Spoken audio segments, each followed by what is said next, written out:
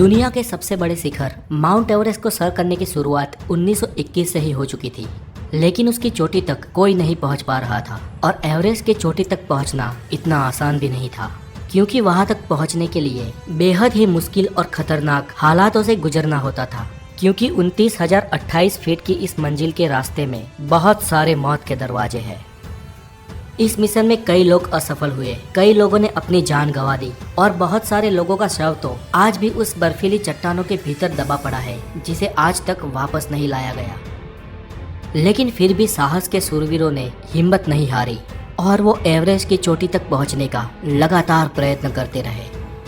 इन कई सारे साहस वीरों में से ही एक थे नेपाल के शेरपा तेनसिंह।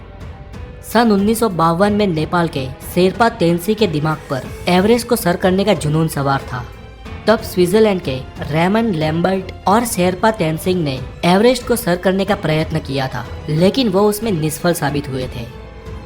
1952 में तेनसिंह और रेमंड लगभग पूरे एवरेस्ट पहाड़ को चढ़ गए थे, लेकिन बेहद कठिनाइयों के चलते उन्हें एवरेस्ट की चोटी से महज 1000 फुट की दूरी से ही वापस आना पड़ा।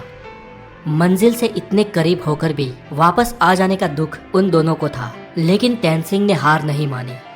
फिर से एक साल बाद सन 1953 में तेनसिंह 7 अंग्रेज और 2 न्यूजीलैंड के पर्वतारोहियों के साथ एवरेस्ट के अभियान के लिए निकल गए। तेनसिंह और एडमंड हेनरी की टीम ने पहाड़ चढ़ने की शुरुआत 9 अप्रैल 1953 के दिन की। बर्फीले रास्ते, माइनस में टेम्परेचर, हिम नदी, कभी भी टूट पड़ने वाली शिलाएं और बर्फीली खाइयों के बीच वो लोग एक के बाद एक कैंप बनाकर अपनी मंजिल के करीब बढ़ते रहे।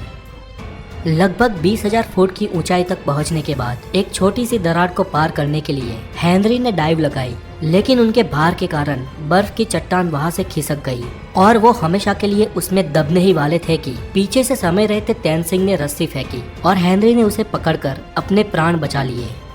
अगर तेनसिंह ने वो रस्सी ना फेंकी होती तो हेनरी उस वक्त अपने जीवन से हाथ धो बैठते।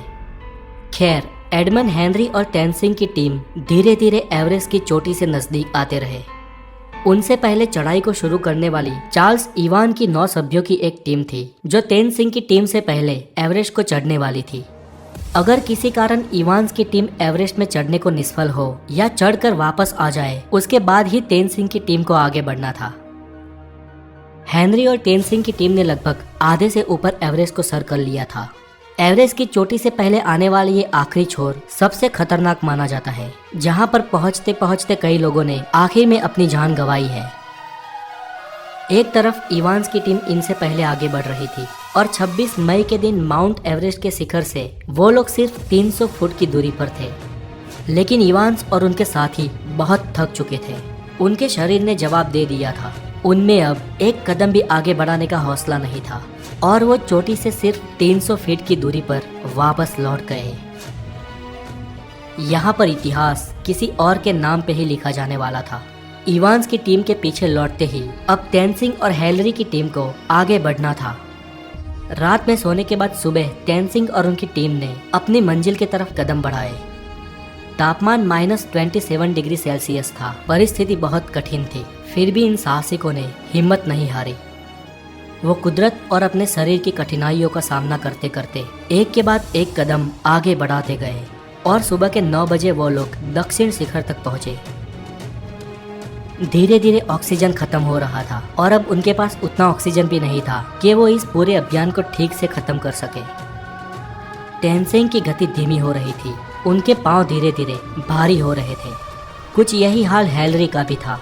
हेनरी ने तेनसिंह की तरफ देखा, उनको कुछ समय के लिए रोका और उनके ऑक्सीजन की नली को साफ किया, क्योंकि उनको सांस लेने में भी तकलीफ हो रही थी।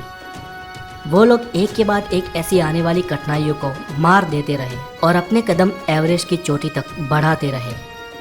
और आखिर में 29 मई 1953 के दिन शेरपा तेनसिंह और हेनरी का नाम इतिहास में दर्ज हो गया, जब वो सुबह के 11:30 पर दुनिया की सबसे ऊंची चोटी 29,028 फीट यानी 8,848 मीटर की ऊंचाई पर पहुंचे। तब उनकी खुशियों का कोई ठिकाना नहीं था। ये एवरेस्ट की चोटी के कुछ रियल वीडियोस हैं जो किसी भी इंसान को मंत्रमुग्ध करते हैं।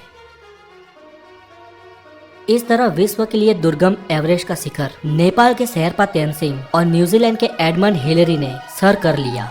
और इस तरह इंसानियत ने और एक कुदरती विषमता को परास्त कर दिया। आज के लिए इतना ही, और अगर आपको ये डॉक्यूमेंट्री अच्छी लगी हो तो इसे हो सके उतने शेयर और लाइक करें।